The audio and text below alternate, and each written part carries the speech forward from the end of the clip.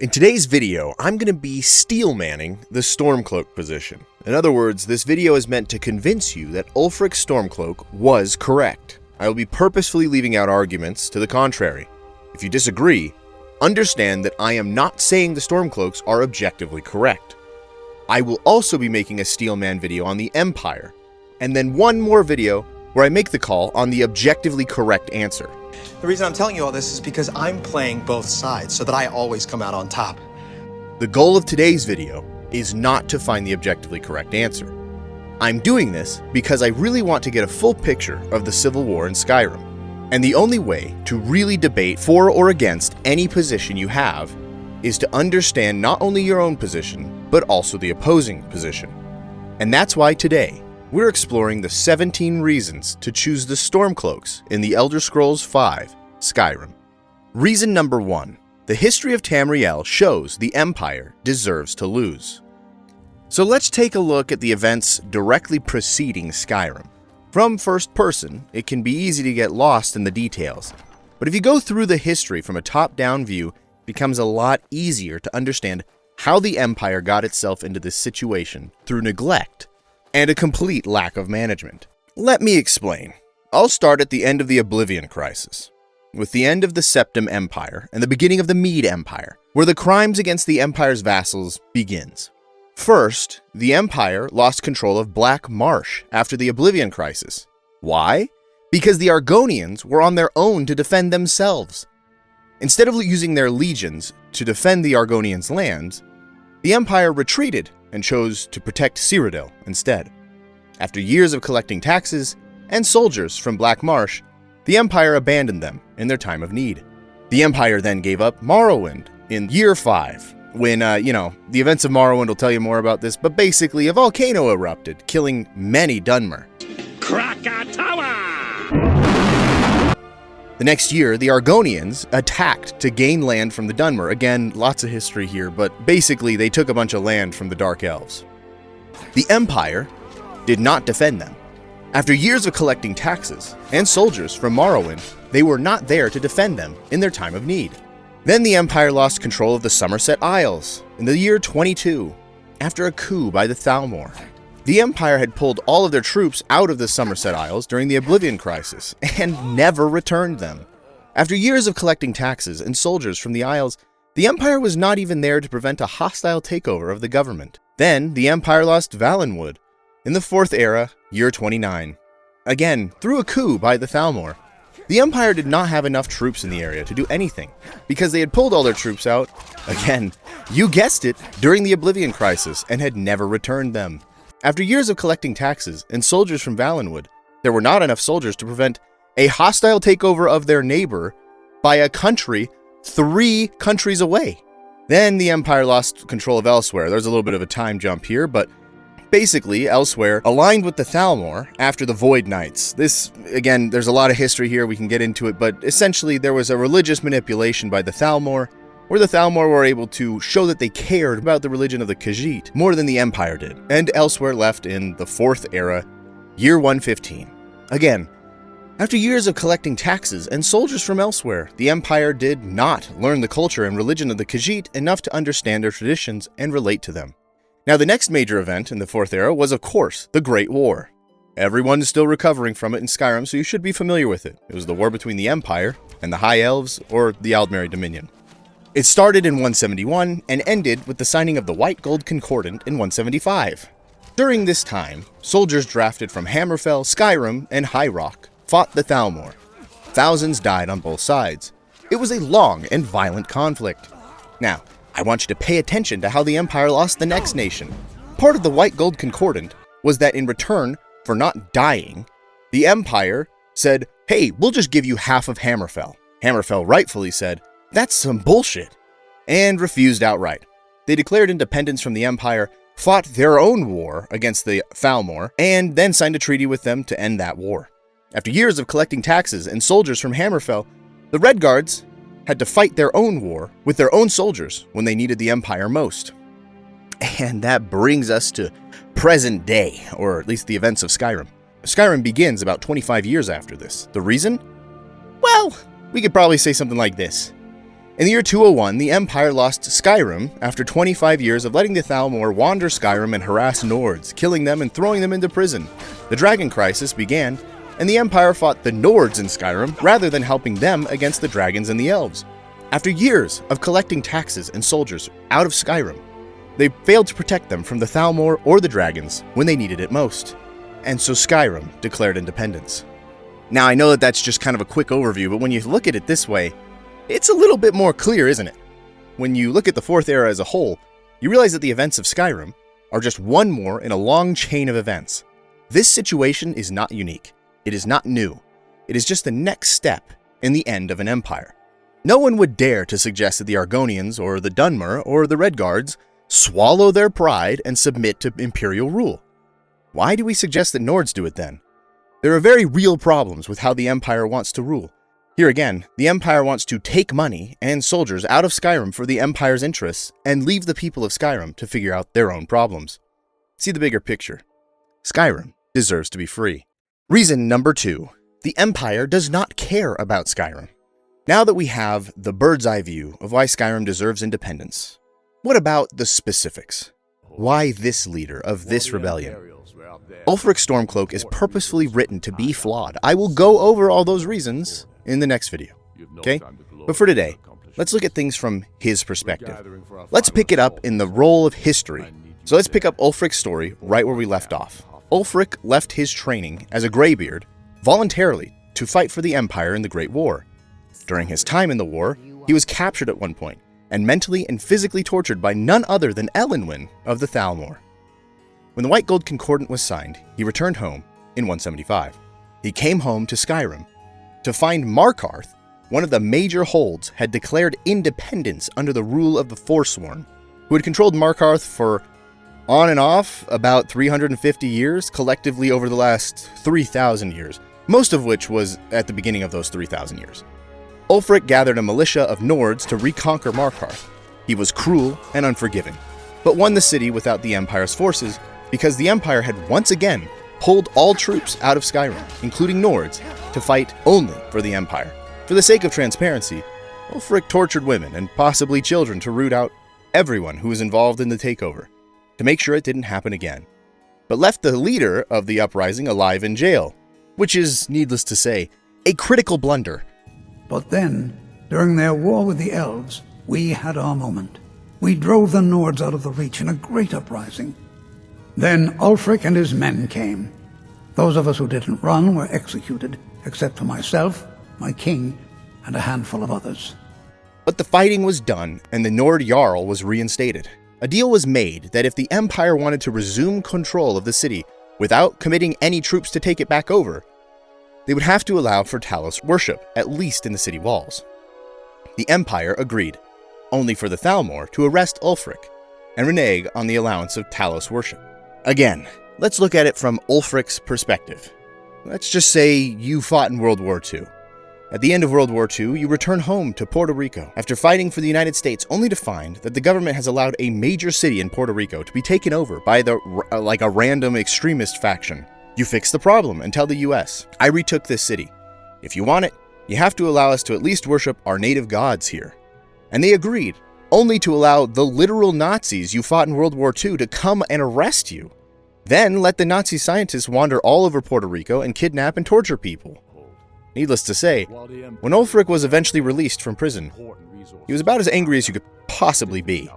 During this time in prison, he missed the funeral of his father, so Ulfric then took his place as Jarl of Windhelm, the city and hold most affected by the refugees that had left Morrowind in their war with the Argonians. But he kept the peace, that is, until the night the High King of Skyrim died, and his son took his place, being crowned High King Torygg. Whether it was out of respect for the previous High King, or because he had simply had enough of the Thalmor reaching into his native land, he waited a couple years, maybe more, and then he challenged the new, young, and inexperienced High King to a duel, killed him, and then declared independence.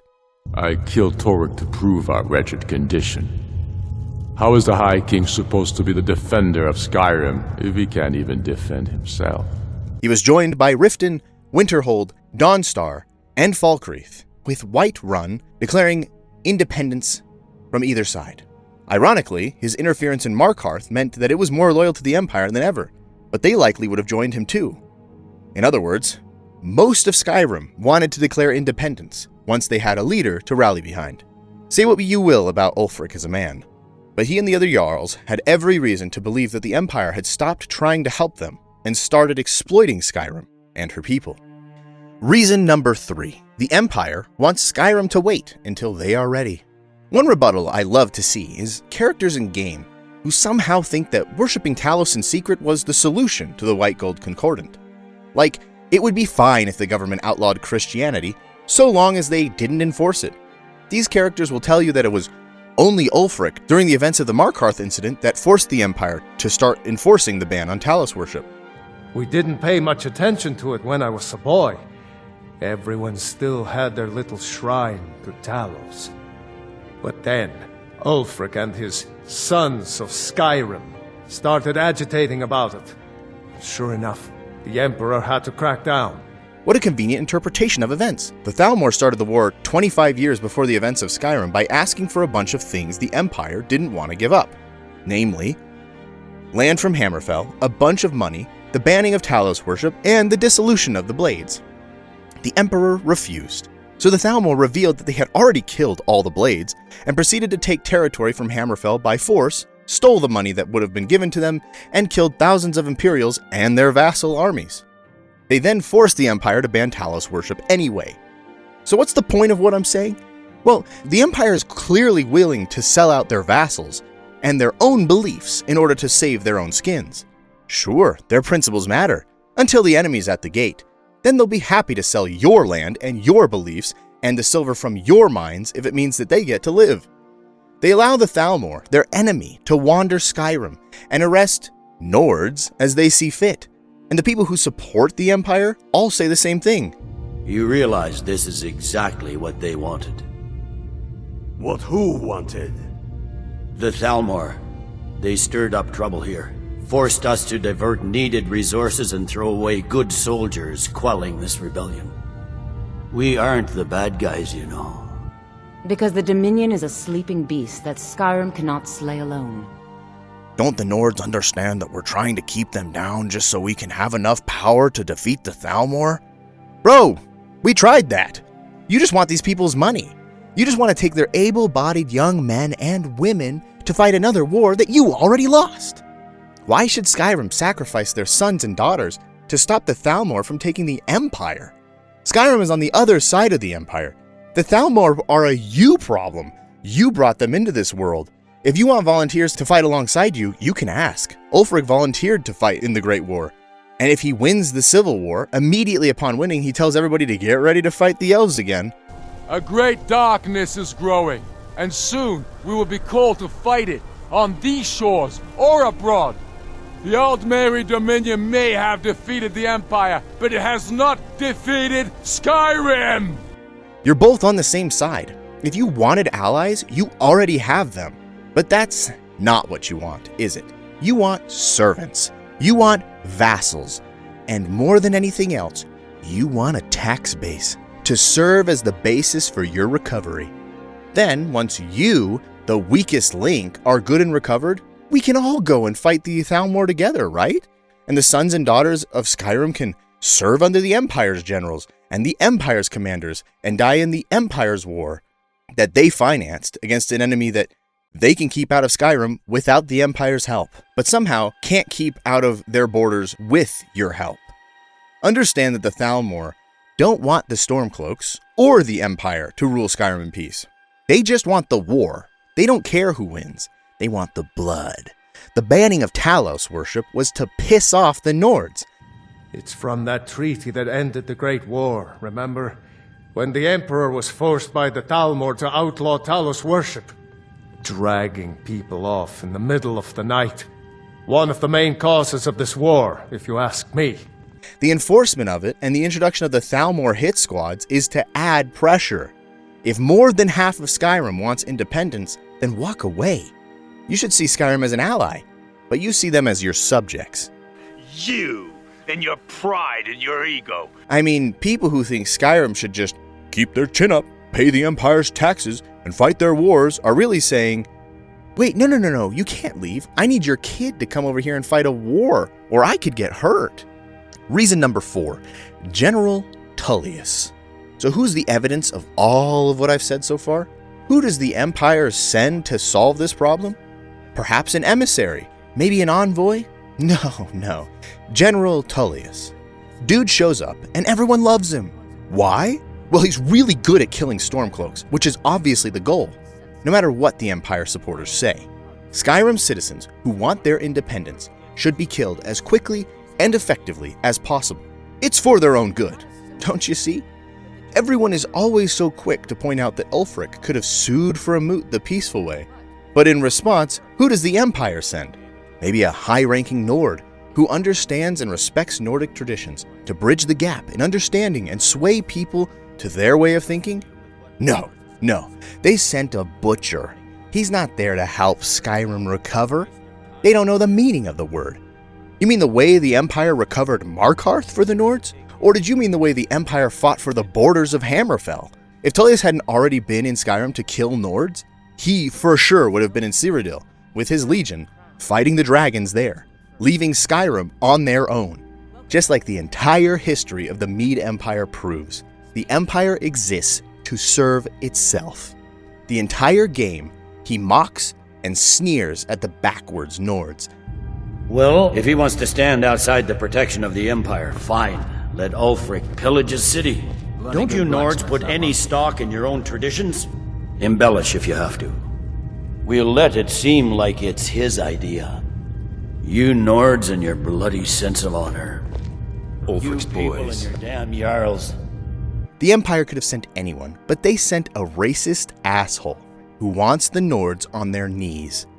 Then, once the backwards savages have been taught a lesson and have learned their place at the feet of the Imperials who they serve, they can be free to help fight the evil Thalmor. You know, once the Empire is ready to fight that war and needs their help again. Until then, let the Thalmor do whatever they want. If they haven't already, they'll send the Nords back home with nothing, and then punish them for fixing their own problems. Then maybe write a few books about how the evil Nords were monstrous in how they enforced the Empire's laws on their own people because the Empire was too weak to even do that. What a pathetic, petty nation. If I were a Nord, I would certainly do anything to get out from under their rule. Just on principle. Forget about the elves. Reason number 5. Ulfric's racism is fake. So the claim here usually goes that Ulfric can't rule Skyrim because he's a racist. Skyrim is for the Nords and all that, right? Well, let's just take a quick look at the diversity of each of the holds in Skyrim after all. That's the best way to judge racism. Who do you allow to live in your backyard, right? At the beginning of Skyrim, there are the Stormcloak holds. Winterhold has 2 Dunmer living in the actual town, and remember that town has like 5 people total. Windhelm has 11 Dunmer in the city, and 2 more in the hold, and 6 Argonians are forced to live outside at the docks. Riften has 5 Argonians and the only Khajiit allowed in any city in all of Skyrim. The rest have outlawed any Khajiit entering the city. Meanwhile, let's take a look at the major cities in the Imperial holds. Solitude has 3 Argonians that are forced to live at the docks, not by law, but because they can't afford to live in the city. Markarth has none, Falkreath has none, and no Dunmer anywhere to be found. Whiterun is, of course, neutral, so I'm not going to include it. The problem with the Stormcloaks are racist idea is that there really isn't any evidence for this. If you hear the Nords clamoring to defend their ancestral home with phrases like, Skyrim is for the Nords, and think, this guy is racist, I think you should reflect on what in your life made you feel that way, rather than wondering if the fictional race of fictional people who have ruled a fictional country for over 4,000 years deserve to be a sovereign state. To further address the Skyrim is for Nords issue, let's think about the counter-argument, namely that the Nords took over Skyrim from the Snow Elves violently. This is a valid claim, I think. The only problem is that the war occurred 4,000 years before the events of Skyrim. The Snow Elves were turned into the Falmer, again, not by the Nords, but by the Dwemer. In other words, you can't return it to the Snow Elves, and you can't give it to the Dwemer, because they're gone. So, who are you supposed to demand reparations for? The Dunmer? Their island exploded. There's nothing to do about that conflict. The Nords already make room for their immigrants and refugees. They are still allowed to call their homeland their homeland. The question is not about reparations for people who were wronged. The question is about what to do with a race of people who belong in a land that they have ruled for 4,000 years now that they want their independence. So instead of focusing on how you feel about the characters, let's take a look at what actually happens in the game. The main accusation of racism comes from you entering the city of Windhelm, and a homeless man and a drunk guy accost a Dunmer woman about how the Dunmer in the city could be Imperial spies and how they're stinky. Not wanted. You eat our food, you pollute our city with your stink, and you refuse to help the Stormcloaks. But we haven't taken a side because it's not our fight. Hey, maybe the reason these Greyskins don't help in the war is because they're Imperial spies. Imperial spies? You can't be serious. Maybe we'll pay you a visit tonight, little spy. We got ways of finding out what you really are. As a result of this interaction, and the fact that the Dunmer all live in the Grey Quarter, and how the Argonians all live outside the city, most people call the Stormcloaks racist. First of all, I want to point out that Windhelm has the highest number of Dunmer and Argonians anywhere in Skyrim, and the Stormcloak cities hold almost all the Dunmer and Argonians in the game. You won't find a Grey Quarter in Solitude, because there aren't any Dunmer in the city, and the Argonians all live at the dock of that city anyway. Also, the Grey Quarter is not legally mandated by anyone, let alone Ulfric. It was just the cheapest part of the city when the Dunmer escaped the eruption of Red Mountain, and the subsequent invasion by the Argonians of Black Marsh. Just to restate that more clearly, the Dunmer are in the Grey Quarter because Morrowind had a natural disaster and was then invaded by Argonians. Is it any wonder that they moved to the cheapest part of the city and had to be kept separate from the Argonians? Surely, if these other cities are champions of anti-racism, they should open their doors and house the Dunmer and Argonians, right? So then why are the Nords hostile? Well, they live in one of the worst holds in all of Skyrim, and the hold is mobilized for war. Their taxes aren't staying in the city. They need money and soldiers to win the war, and there's this ethnically distinct minority in the walls of their capital who have their own markets, their own culture, and their own desires, who refuse to fight the Empire and have built their own economic systems outside the regular taxation system. To summarize, these refugees who fled a war have gone from poor, unfortunate people fleeing disaster to 200 years later being lazy draft dodgers in the eyes of, oh yeah, a homeless guy and a drunk guy who live in Windhelm. Oh, and the Argonians are kept out of the city because the high number of Dunmer would obviously fight their oppressors if they had to be neighbors. The only other accusation comes from Brunwulf Freewinter, when he says, Whenever a group of marauders attack a Nord village, Ulfric is the first to sound the horn and send the men. But a group of Dark Elf refugees gets ambushed, a group of Argonians or a Khajiit caravan, no troops. No investigation. Nothing. This is literally like saying, oh man, when New York was attacked, the army responded, but get this, when there was a robbery on the subway in New York, the army didn't respond. Clearly this is racially motivated and not that you can't attack a roving band of bandits.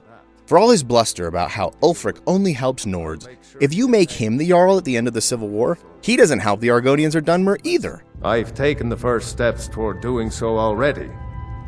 I met with several of the Dark Elves to discuss improvements in the Grey Quarter, but we have no real plans as of yet. I'd like to, but it's not as simple as that. Most of the folk in the city believe, as Ulfric did, that outsiders should not be trusted. Until those people learn to accept the Argonians, they must remain outside for their own safety. Pure hypocrisy. Anyway, the racism claim is absurd. No one accuses the Irish of racism because they were fighting the English Empire when they said Ireland is for the Irish. Why do we accuse the Nords of racism for saying that Skyrim is for the Nords? Reason number 6. The Empire is corrupt. This should be pretty easy. I mean, remember when you start the game and you're forced to observe the Empire dole out capital punishment on a thief? And, well, also you? What do you think is the point of this entire scene? Well, it introduces a few things. First, Skyrim is in a civil war, and the Empire is close to winning that war. Second, the dragons are returning to a land that seems to already have enough problems going on. But third, the Empire only enforces its own laws when it's convenient for them. Captain, what should we do? He's not on the list. Forget the list. He goes to the block. By your orders, Captain. I'm sorry. This should be obvious, since they let an entire city be taken over by essentially bandits, and then punish the guy who saved it. But really, you see this all throughout the game. Here's Rogvir, who's being executed without a trial for following Nord laws in a Nord city. Let me ask you something. If it was illegal for Ulfric to challenge Torrig, why did Torrig step into the ring? He could have just arrested him. There was no murder, just like Rogvir says. There was no murder. Ulfric challenged Torrig. He beat the High King in fair combat. Such is our way. Such is the ancient custom of Skyrim and all Nords. Yet here he is, with the man who trains Imperial soldiers cutting his head off. And the Markarth incident ended with Ulfric saying the Empire could have Markarth in return for Talos being allowed in the city. The Empire agreed to those terms, only to arrest him. Maybe the Empire shouldn't have agreed. Maybe they should have taken the city from the Forsworn in the first place. But what they did was lie to Ulfric and sign an agreement only to arrest him. Obviously, they only want to follow agreements when it's in their best interest, like it is with the Thalmor. If it's just with a puny Nord, there's no need to follow it. Rules only apply when it is convenient. Then we can have a look at Jarl Siggeir. What a mess. Remember when I said that Falkreath was a Stormcloak supporting hold? Well, the Empire couldn't have that, so they supplanted Siggeir's father and put him on the throne instead. I was Jarl once, but I was encouraged to step down when I took sides with the Stormcloaks.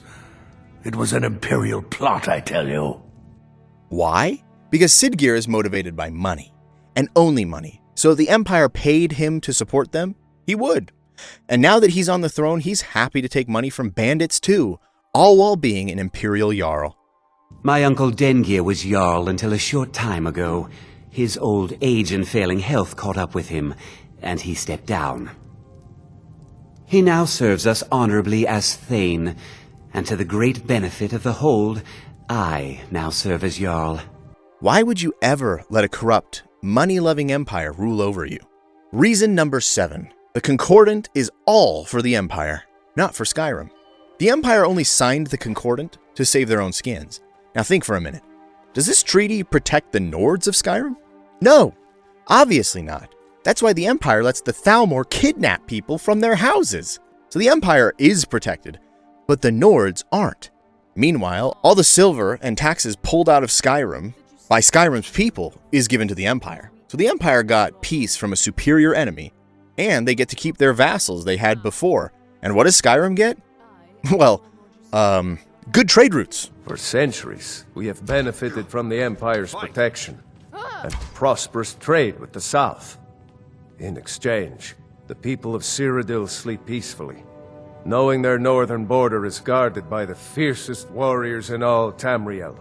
Yeah, you know, trade routes, those things that only exist between a colonial power and its colonies. It's not like they could trade while being two independent nations. No, that could never work. It really is in the Nord's best interest to keep paying taxes, fealty, and respect to the literal empire who owns them, so they can, buy milk and eggs and other goods. Reason number 8. Talos is a god. This should be more well known than ever with the remaster of Oblivion, but we can prove that Talos is a god. I mean, it's with his blood that the Oblivion crisis ends. And gods in the Elder Scrolls universe are real. You can talk to them, and they can give you stuff. The Nords are right to reject the idea of abandoning Talos, not only because it is part of their culture, but because he is a literal being who is alive and can probably give them help against the elves. If the Empire wants to stop worshipping a literal god to save their necks, fine. But the people of Skyrim have every right to not do so if they think it would help them in their war against the very elves Talos is famous for thwarting. Reason number 9. The Markarth incident was the Empire's fault. One thing people love to point out is that supposedly everyone was just allowed to worship Talos in secret before the Markarth incident. And maybe that's true. We didn't pay much attention to it when I was a boy. Everyone still had their little shrine to Talos. But then, Ulfric and his sons of Skyrim started agitating about it. And sure enough, the Emperor had to crack down. In that way, the enforcement of the ban on Talos worship was Ulfric's own fault. But that begs the question, who allowed the Markarth incident to occur in the first place?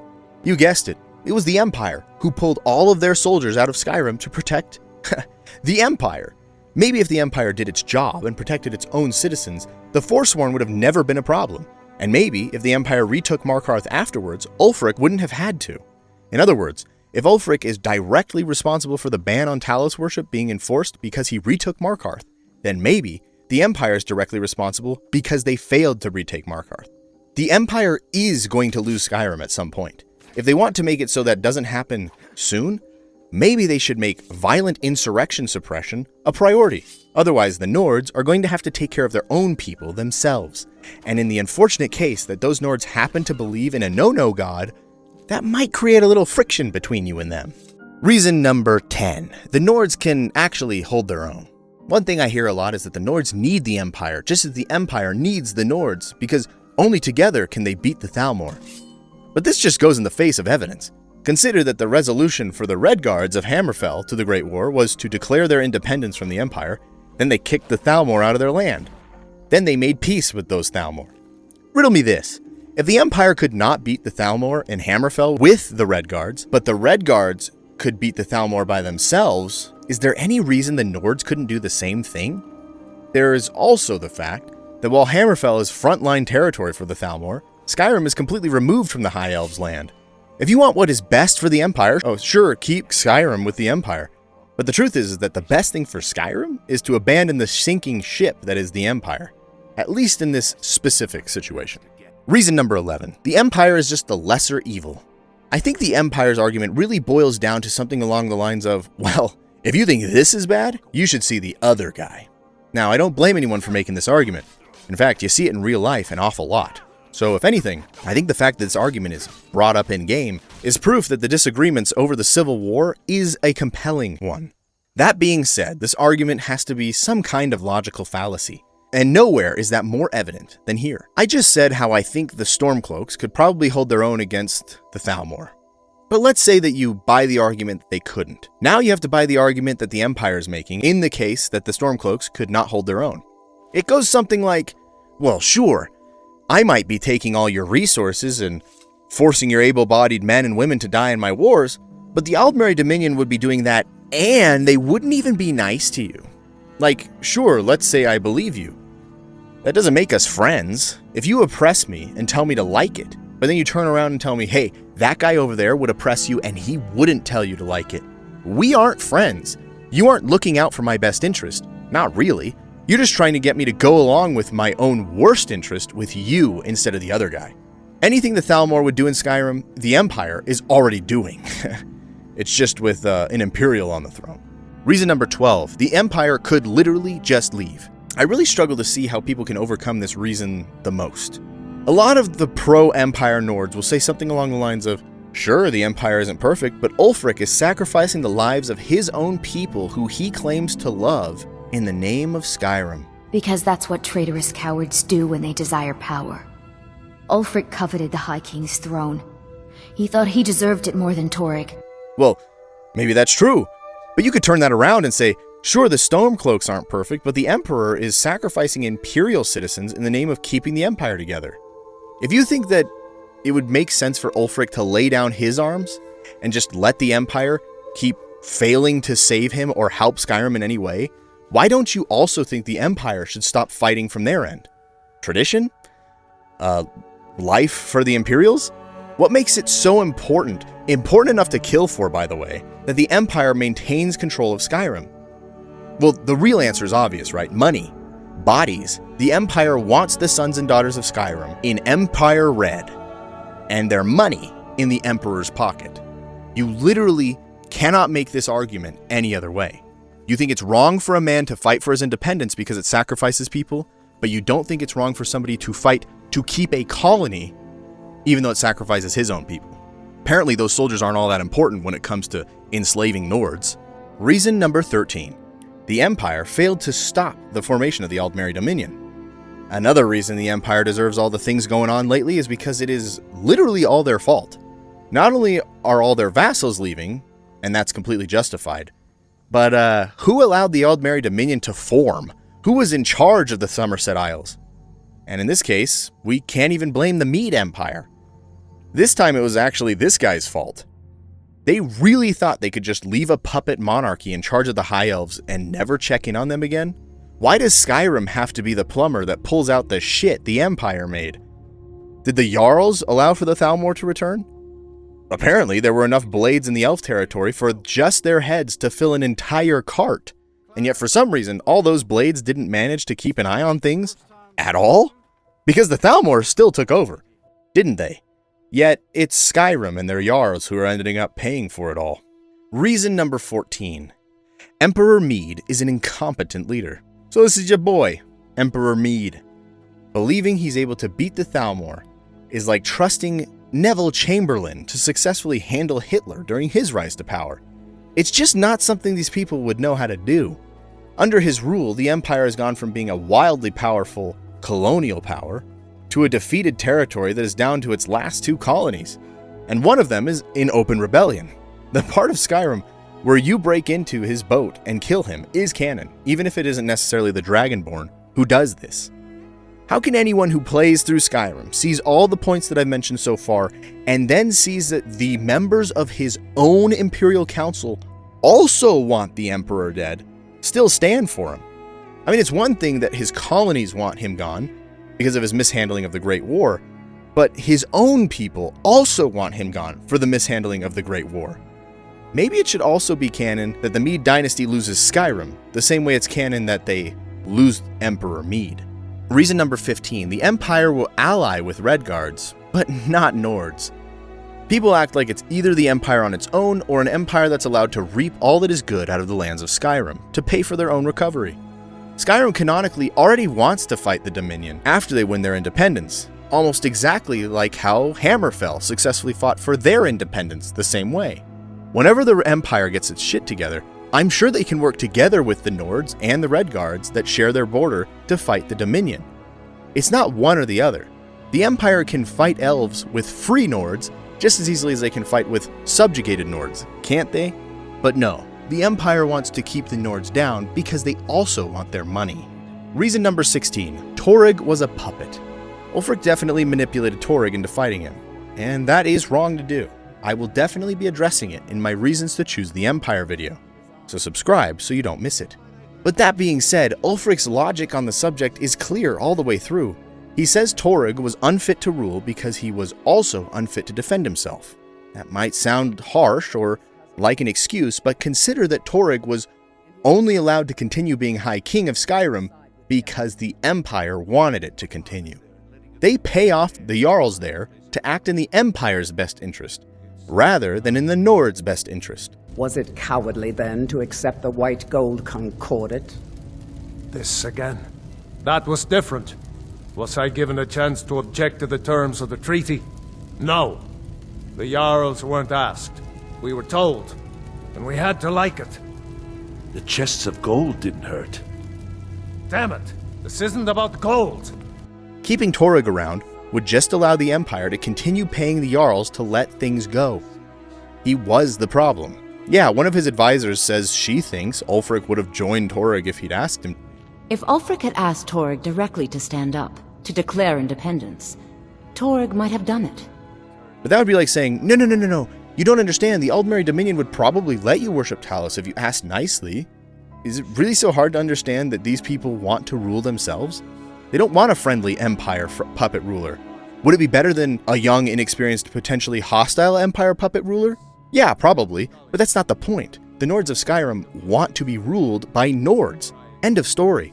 They deserve the right to choose their own sovereign rulers who understand what it means to be a Nord, and not take bribes from the Empire.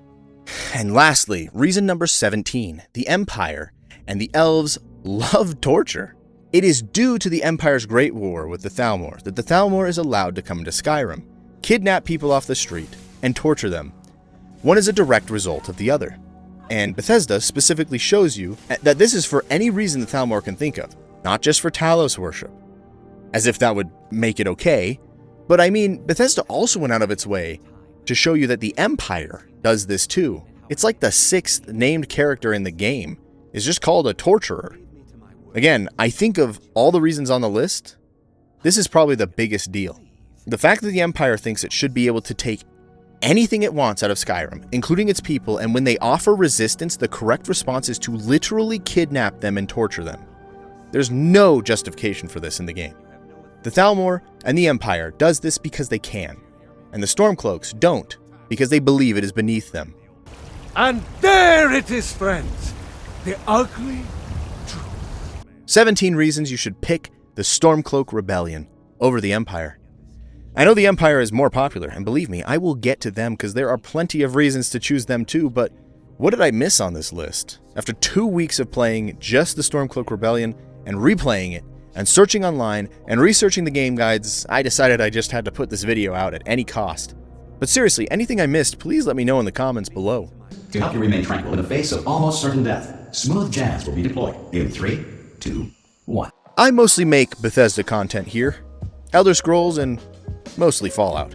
If you don't want to miss any character breakdowns, game reviews, or quest recaps, please subscribe, and until next time, I'll see you around.